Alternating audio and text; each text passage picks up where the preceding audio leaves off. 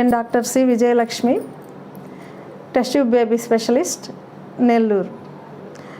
నేను నా ఫ్రెండ్స్ కలిసి సంతానలేమి గురించి తెలుగులో సామాన్య ప్రజలకి సులభంగా అర్థమయ్యే రీతిలో కొన్ని వీడియోలు చేయదలిచామండి.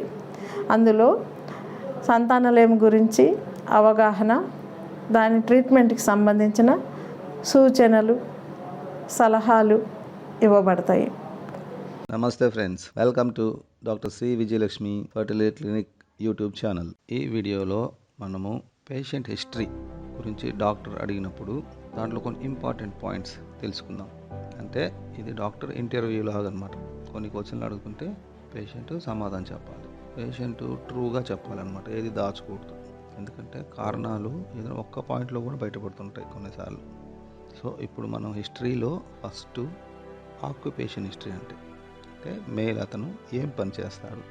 కొంతమంది హై టెంపరేచర్లో పనిచేస్తుంటారు, like metal welders, thermal power పాయింట్లో యూనిట్లో పనిచేస్తుంటారు అనమాట.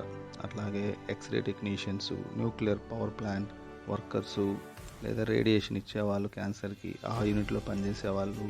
వీళ్ళలో ఏంటంటే టెంపరేచర్ ఎక్కువ రీచ్ అవుతుంటుంది టెస్టిస్కి.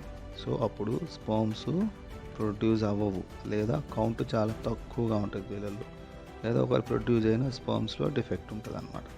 అట్లాగే పెస్టిసైడ్స్కి ఎక్స్పోజ్ అయిపోవడం అనమాట. అంటే పంట పొలాల్లో పురుగుల్ని వాటిని చంపడానికి పెస్టిసైడ్స్ వాడతాం కదా, అవి కానీ ఎక్కువ మోతాదులో పీల్చారనుకోండి, దానివల్ల కూడా స్పర్మ్స్ ప్రొడక్షన్ తగ్గిపోతుంది. Next point in the history వచ్చి సబ్స్టెన్స్ అబ్యూస్, చెడు అలవాట్లకి.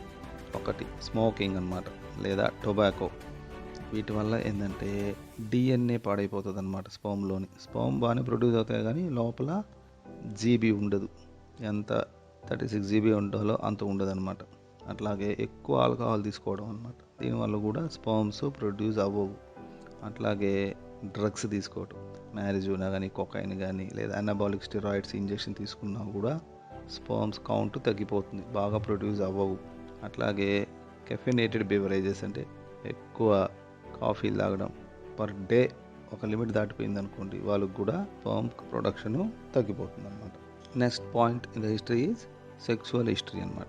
దీంట్లో first timing of inter course, frequency of inter course, తర్వాత వచ్చి ప్రాపర్ సెక్స్ అండ్ ఇజాక్యులేషన్ జరుగుతుందా లేదా, లేదా లిబిడో, లాస్ ఆఫ్ లిబిడో అంటే సెక్సువల్ కోరికలు తగ్గిపోతున్నాయా లేదా, మనిషిలో హుషారు ఉంటుందా లేదా, లేదా లూబ్రికెంట్స్ వాడేవి, అవి కూడా స్పర్మ్ని చంపేస్తాయి అన్నమాట. లూబ్రికెంట్స్ వాడుతున్నారా, కాంట్రాసెప్టివ్స్ వాడతా మర్చిపోయారా, ఇవి మెయిన్ కారణాలు ఉంటాయి. అట్లాగే ఎరెక్టైల్ డిస్ఫంక్షన్స్ అన్నమాట. అది న్యూరోజెనిక్ నరాల ప్రాబ్లం వల్ల కానీ, రక్తం ప్రాబ్లం వల్ల కానీ ఎరెక్టైల్ డిస్ఫంక్షన్స్ వస్తాయి అన్నమాట.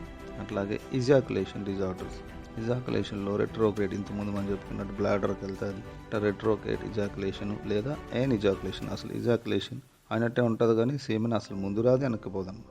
ఇట్లాంటి కండిషన్ గురించి హిస్టరీలో మనకు తెలుస్తుంది, దానివల్ల మనం కరెక్ట్గా డయాగ్నోస్ చేయగలుగుతాం. ఇంకా ఫోర్త్ పాయింట్ హిస్టరీలో డ్రగ్ హిస్టరీ అన్నమాట. కొంతమంది క్యాన్సర్ డ్రగ్స్ వాడుతుంటారు, కొంతమంది కీళ్ళవాతాలకు వాడుతుంటారు, కొంతమంది మస్కులర్ కూడా అనబాలిక్ హార్మోన్స్ వాడుతుంటారు.